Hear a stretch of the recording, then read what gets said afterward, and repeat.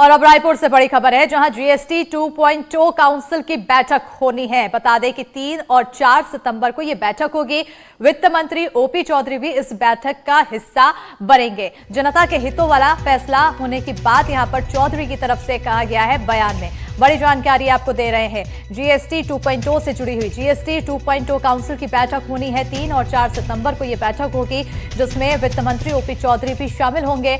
और इस दौरान इन्होंने कहा कि जनता के हितों वाला फैसला यहां पर होगा। और क्या कुछ कहा है, सुनते हैं।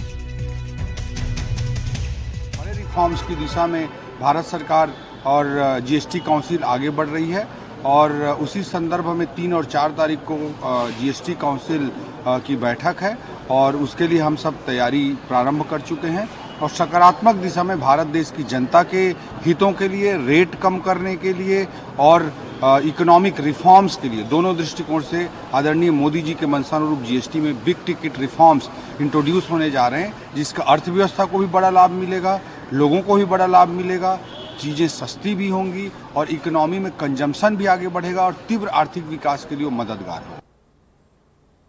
रायसेन से बड़ी खबर है, जहां नवजात बच्ची को देखने पहुंचे मंत्री नरेंद्र शिवाजी पटेल ने बच्ची के स्वास्थ्य का जायजा लिया है। प्रेमी के कहने पर मां ने बच्ची को कचरे में फेंक दिया था। अब तक की जानकारी यहां पर सामने आई है, जहां पुलिस ने आरोपी मां को गिरफ्तार कर जेल भेज दिया है। बच्ची को अपनाने के लिए आगे आए कई लोग, तो ये बड़ी जानकारी सामने आ रही है, जहां पर एक नवजात बच्ची मिली थी, जिसके बाद मंत्री नरेंद्र शिवाजी पटेल बच्ची को देखने के लिए पहुंचे। उसके स्वास्थ्य की जानकारी उन्होंने ली। तो उधर बताया जा रहा है कि जो बच्ची की मां है, उसने प्रेमी के कहने पर बच्ची को कचरे में फेंक दिया था।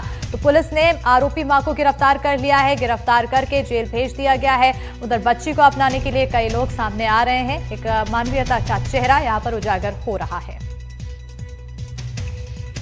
पूरे समाज ने जागृत होकर उस बिटिया की चिंता करी। सैकड़ों की संख्या में ऐसे दंपतियों ने, जिनके यहाँ पर या तो बिटिया नहीं थी या जो निसंतान थे, उन्होंने उस बिटिया को गोद लेने की भी इच्छा जताई। तो मैं समझता हूँ कि आज भी समाज में मानवता, इंसानियत के नाते सभी लोग सोचते हैं, विचार करते हैं। ये बड़ी प्रशंसा का भाव आज भी समाज के बीच में जागृत है।